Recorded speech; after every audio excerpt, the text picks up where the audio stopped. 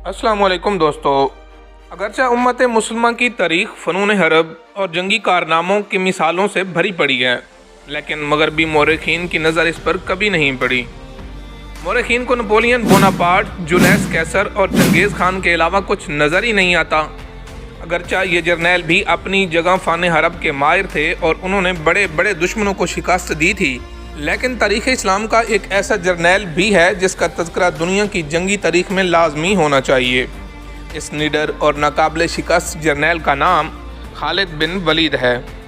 खालिद बिन वलीद की बेमिसाल कामयाबियों की वजह से रसूलुल्लाह सल्लल्लाहु अलैहि वसल्लम ने सैफुल्लाह यानी अल्लाह की तलवार के लक़ब से नवाजा था।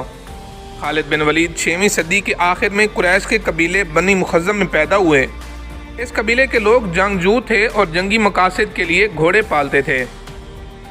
इब्तदाई उम्र से ही खालिद ने फ़नून हरब, घुड़सवारी, तलवार और नेज़ाबाजी में महारत हासिल कर ली थी। उन्होंने बहुत जल्द सीख लिया था कि किस तरह ऊँटों के ज़रिए रेगिस्तान को जल्द अबूर किया जा सकता है और किस तरह घोड़ों के ज़रिए दुश्मन पर हमला आवर हुआ जा सकता है। खालिद बिन वलीद के वालिद ने अपने बेटे को हरबी फ़नून में माहिर बनाने के लिए इस कदर मेहनत की कि न सिर्फ उनको तलवार और नेज़ाबाजी सिखाई, बल्कि उन्हें जहर जैसे मौलिक ख़तरे से निपटने के लिए भी तैयार किया ताकि वो दुश्मन की किसी भी चाल का निशाना ना बन सकें। 12वीं सदी के एक मौरख़ इब्न अस्कर ने लिखा है कि खालिद बिन वलीद ने एक मरतबा एक जंग के दौरान दुश्मन को ज़ेर करने के लिए उनके सामने जहर पी लिया था ताकि दुश्मन लड़ने से पहले ही उनकी दहशत के हाथों शिकस्त खा जाए, लेकिन अल्लाह के हुक्म से खालिद बिन वलीद को कुछ भी ना हुआ।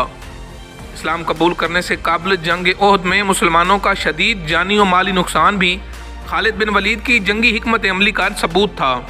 लेकिन इस्लाम कबूल करने के बाद वो न सिर्फ मुसलमानों के कमांडर थे, बल्कि उन्होंने हुजूर सल्लल्लाहु अलैहि वसल्लम के हल्का कराबतदारों में भी जगह बना ली थी। असल में कबूल इस्लाम के बाद ही खालिद बिन वलीद का जंगी कैरियर शुरू हुआ था। जंग मुत्ता में जब रसूलुल्लाह सल्लल्लाहु अलैहि वसल्लम के मुकर्रर करदा तीनों कमांडर एक के बाद दीगरे शहीद हो गए, तो ऐसे कड़े वक्त में खालिद बिन वलीद ने फ़ौज की कमान संभाली। 3000 शिकस्त खोरदा सिपाहियों को हिम्मत दिलाई और अपनी बेहतरीन जंगी हिकमत अमली से दुश्मन के 20,000 से ज़्यादा सिपाहियों के लश्कर को शिकस्त फाश दी थी।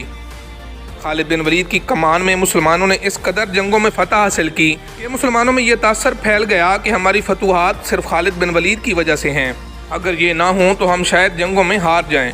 इस तासर को ज़ैल करने के लिए हज़रत उमर रज़ी अल्लाह ताला अन्हो ने कुछ अरसे के लिए खालिद बिन वलीद को कमांडर के ओहदे से माज़ूल कर दिया था। खालिद बिन वलीद ज़िंदगी भर शहादत की ख्वाहिश दिल में लिए जंगों में लड़ते रहे। उनके बदन का कोई हिस्सा ऐसा ना था जहाँ तीर, तलवार, नेज़े या किसी दूसरे हथियार का ज़ख्म मौजूद ना हो, लेकिन उन्हें शहादत ना मिल सकी।